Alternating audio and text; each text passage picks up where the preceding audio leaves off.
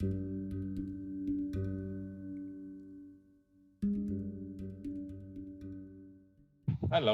fellow Bible followers, and today I'm going to speak about one of my favorite topics, paradoxes in the Bible.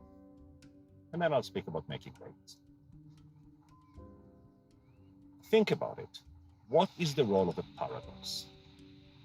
We have a beautiful cross here with Jesus in it. If I'm told, as most people tell, whenever you go close to this, you say a prayer. Or maybe you make the cross sign. It becomes automatic. It means that you don't think about it anymore. You just go, put your hands, make the cross sign, say a prayer, but you don't have to think about it. When you do things automatically, it's very useful. You can drive, you can brush your teeth, but you don't grow spiritually. Growth needs a challenge. Challenge can be physical. If you want to run faster, you don't run the same distance, the same speed every day. You challenge yourself. If you want to learn a language, you don't repeat the same words every day. You take more and more complex sentences, more and more difficult tasks. And the same goes when you want to grow spiritually. If you come to this and do whatever you've been doing since you were a child, there is no growth. There is no thinking. There is no challenge. But let's, for instance, say that whenever you come to this, you think to yourself, what are all the things that Jesus did? What are all the things that Jesus left us? And would Jesus, like the symbol of Roman torture, be what we will remember him by? I don't have an answer.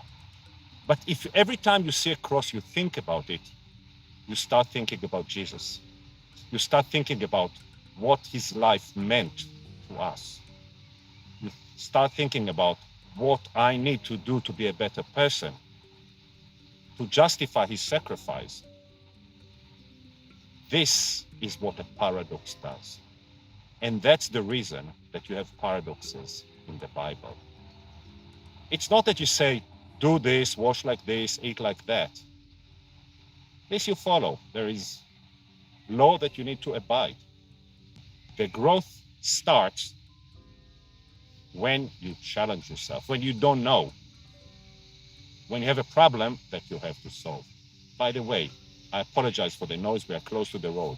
Just like the view here and decided. So hopefully you will be able to hear it very well. So I want to give you a paradox in the Bible, something to make you think about. And I'm going to start with Genesis chapter 1. What is the very first command God gave to Adam and Eve? Verse 28. פרו ורבו ומלאו את הארץ. God told them, פרו ורבו, make children, multiply. ומלאו את הארץ, and fill the earth. What's the paradox? Sounds very simple. That's the justification that people say you have to make as many children as possible. You can't use contraceptives. You can't have abortion. And not only the first chapter it said. That's the very first thing God said to Noah after he left the ark in Genesis 9, verse 1. פרו ורבו ומלאו את הארץ. Exactly the same command. What else do we need to know? Is there any question about it? Of course there is. There is no verse in the Bible that you can't ask, that you can't question. Because there are many ways of understanding it, and I'll give you two. The first one is multiply and fill the earth. That's it. You multiply, and as a result, the earth will be full. And you have to keep multiplying, and the earth will get fuller. This is one way. This is the common way. This is the way that many churches look at this verse. But it's not the only one. You can understand it, vous, multiply, until the earth is filled. Now, that makes sense. In the old time, man's existence was in danger. So, of course, you needed to fill the earth to ensure your own existence. Once you have filled the earth, do you still need to multiply? This is for you to interpret. There are two different ways of reading the very same verse. And these two ways, the Bible does not tell you which way to read.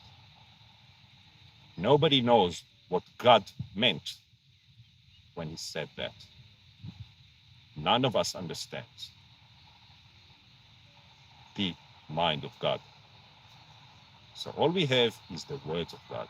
And we have to try and interpret what does God want from us. And this is the paradox. And every day you read it, every day you think about it, you might come with a different answer.